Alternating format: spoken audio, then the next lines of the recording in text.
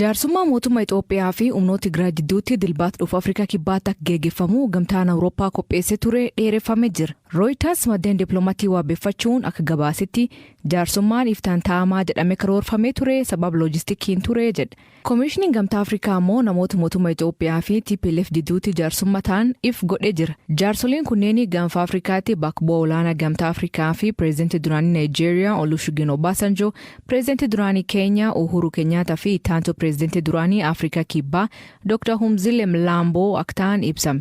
Haa ta'u malee kanneen keessaa pireezidantiin duraanii Keenyaa Uhuru Kenyaataan sababa hojii biraatii fi jaarsummaa kanarratti akka argamuu hin dandeenye miidiyaaleen Keenyaa gabaasaa jiru. Of adeemsi jaarsummaa fi marii akkamiin deemuu danda'a? Eenyutti gahee akkamii qabaachuu danda'a?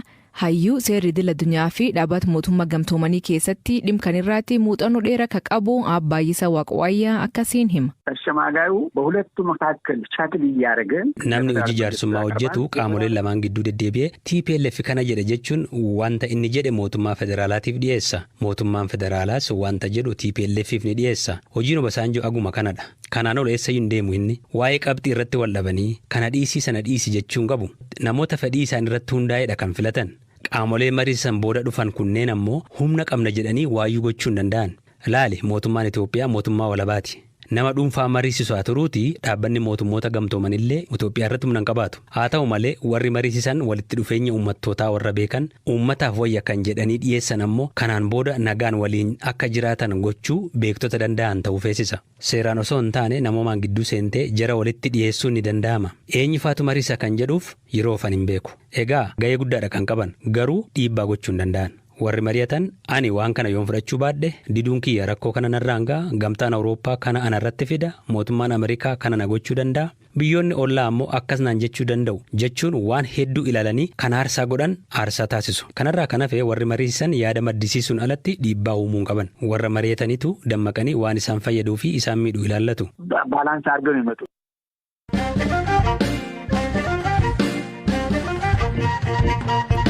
Paarlamaan gamtaa Awurooppaa kabaj mirga namooma ilaalchisee yaad furmaata dabarse. Wixineen yaad furmaata paarlamaan gamtaa Awurooppaa qopheessu kun maanirraa fuulleeffatee hirpha gammachuu gabaas qaba. Paarlaamaan kun ibsa fulbaana ji'a bara 2022 baaseen waraanni naannoo Tigraay fi naannolee ollaa keessatti gaggeeffamaa jiru atattamaan dhaabbatee karaan deeggarsi namoomaa itti uummata qaqqabu akka banamu gaafateera. Akka gabaasa kanaatti naannolee waraanaan miidhaman kanneen keessatti deeggarsi namoomaa itti fufinsaan dhiyaachuu akka qabu ibsuun nageenya dhaabbilee naannicha keessa socho'anii eegamuu akka qabus ibseera. Dhiyeenya kana hojjetoonni dhaabbilee namoomaa Tigraay keessatti torbanootaaf karaa ba'an dhabuudhaan danqamanii turan ba'uun gabaafamuun isaa ni yaadatama.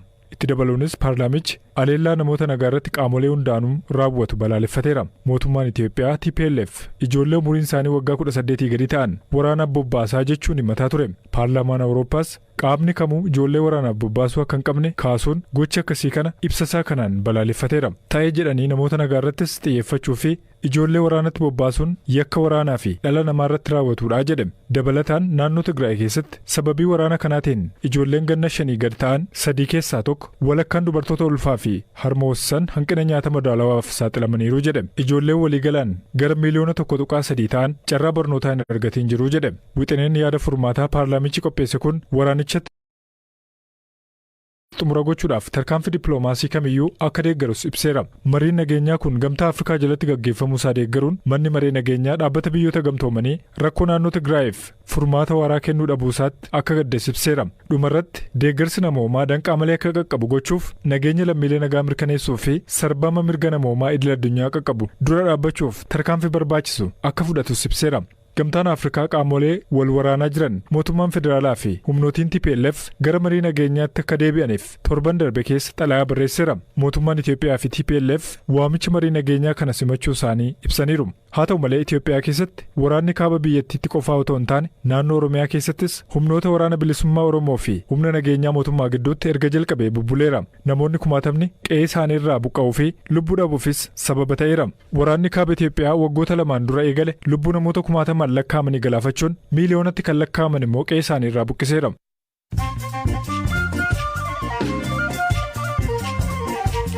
Dhaggeeffattootni ammoo gabaabaa addunyaa isanii dhiyeessaa jalqabaan bankiin biyyoolessaa Itoophiyaa maallaqa seeraan ala dabarfamuu to'achuu fi namoota eeruu kennanii fi maallaqa jajjabeessituu akka kafaluuf beeksise. Bankoonni Itoophiyaa doolaara Ameerikaa tokko naannoo birrii 52 bitaa akka jiran yoo ta'u gabaa gurraachatti garuu dachaa kanaatti sharrafamaa akka jiru daldaltoonni himan. Mootummaan qaala'insa jireenyaa fi gatii tasgabbeessuuf tarkaanfii akka fudhatu beeksisee ture. Dhumaatiin niwukileeraa cimaa bara 1962 Kiyubaatti mudateen booda amma badiin cimaan raawwatamuu akka malu pireezidantiin Ameerikaa Joo Baayiden akeekachiise. Akka Baayiden jedhuutti Vilaadimiir Puutiin niwukileeraa fayyadamaa jechuun isaa qoosa miti. Ameerikaa fi gamtaan Awurooppaa yaada Puutiin niwukileeraa fayyadamuu danda'uu jedhu sirriitti ilaalamuu akka qabu himanii turan. Lafti namoonni hedduun ufajjeessan Afrikaa ta'uu dhaabbati fayyaa addunyaa hima. Ibsa baaseen dhaabbatichi biyyoonni 10 ka addunyaa keessa namoonni baay'inaan ufajjeessan Afrikaa keessa jiraachuu ibsa. Afrikaa keessatti ogeeyyiin fayyaa sammuu akka barbaadametti waan hin jirreef namoonni 500 ogeessa tokkootti tajaajila kenna.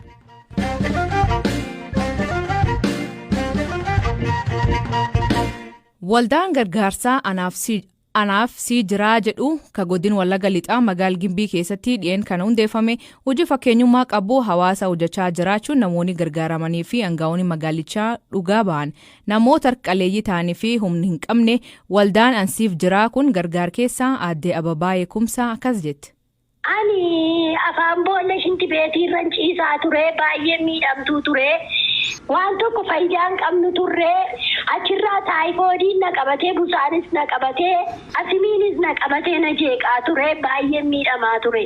Ciisutti gaaffii na gaafatanii mana na ijaaranii keessatti na gashanii amma manicha keessa hin jiraanii amma ergasii fayyeera. Hundeessaa fi geggeessaan waldaa ansiif jiraa Yoosef Garaamuun barataa Yuunivarsiitii Amboo waggaa 3ffaa yoo ta'u hojii tololtummaa kanaa yeroo boqonnaa magaalaa dhaloota isaa Gimbiitti deebi'uun miseensota waldichaa 33 waliin hojjetu. Garuu mooraa Amboo keessa yeroo jiranitti haadha karaa dheeraa miilan deemtee qoraan gurgurtuuf hojii uumuun akka jalqabanirra kaasuun maaltu isaan kakkaasee him dargaggoon kun. Ijoollummaadhaa kaasee wantoota harkee darbees kakkoomsa wantoota nyaataan ni jiru turan.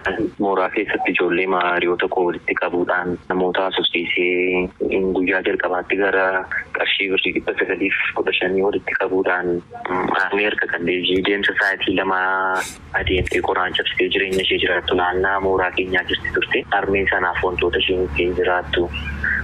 Carraa hojii uumuufiidhaanidha birrii 915 arganne sanaan hojii sana tokko jennee jalqabne. Kaayyoo keenya jennee wantoota nuti kaa'anne nuuf qarshiin 10 qarshiin 20 waan salphaa ta'uu danda'a. Wantootuma kana walitti qabuudhaan namoonni rakkina keessa jiran namoonni waan nyaatanii dhaban ijoolleen barachuuf jedhanii humna dhabanii yoo nuti walitti dhufnee wantoota qabnu walitti finnee namoota kanaaf kennine namoonni sun boqonnaa argachuu danda'u kan jedhamu kaayyoo keenya godhanneedha kan nuti kaa'ane. Ammatti wantoonni nu irratti xiyyeeffannee hojjechaa jirru ni jalqabaa carraa hojii namoota harka qalleeyyii uumuudha. Maatiin baay'ee nuti arginee gargaarumoo maatii baay'ee rakkina guddaa keessa jiranidha. Sadarkaa waan nyaatanii waan uffatanii bulan dhaban irra kan jiraatanidha. Sanarra darbees manni isaanii baay'ee caccabaa ta'uudhaan sadarkaa jiguu irra kan ga'e bokkaan itti galuu manas ijaaruu irratti wantoota akkasiis hojjechaa turre. Itti gaafatamtuu waajjirri dhimma hojjetaa fi hawaasummaa bulchiinsa magaalaa Gimbii aadde Amsalee Waaqtolee hojii tololtummaa dargaggoota kana akkasiin dinqisiifachuun BBC dubbatti. Hojii isaan magaalaa keenya keessatti hojjetanii mana haadha hiyyeessaa suphuudha, namoota humna hin qabne gargaaruu deeggaruudha, barattoota harka qalleeyyii ta'aniif qalama uffata bitanii jiru. Mana namni itti galuu hin dandeenye keessa deemaniitu kan isaanii mana suphaafii turanii. Kanaaf haalli isaan hojii kana hojjetan baay'ee miidhagaadha. Akka ka'umsa qabaa rakkoo fureera. Mana ijaaruu duwwaa immoo miti waan isaan hojjetanii. Maatii sanaaf qallabaa kaasee hamma daaraatti siree isaan irra ciisan illee geeddaranii maatii sana hojiitti akka galuuf illee namni daldaluu danda'u akka daldaluutti humna isaatiin inni daldaluu hin dandeenye immoo waan naannoo isaatti hojjechuu danda'uun kaka'umsa dhuunfaa isaaniitiin waan isaan hojjetanii waan dargaggoota biraatiifis fakkeenya ta'uudha. Hojii irraa baratamuu qabu. Hojii gaariidha waan isaan hojjetan. Maqaan isaanii yoo ilaalame ansiif jiraa jedha. Dargaggoon magaalaa keessas jiru baadiyyaa keessa Oromiyaa keessa jiru guutummaan fakkeenyummaa isaanii fudhatee hiyyeessaan gadi naannoo isaa jiru yoo gargaare wal qabannee biyya kana ceesisuudhaaf gargaaruu dandeenya waan jedhu.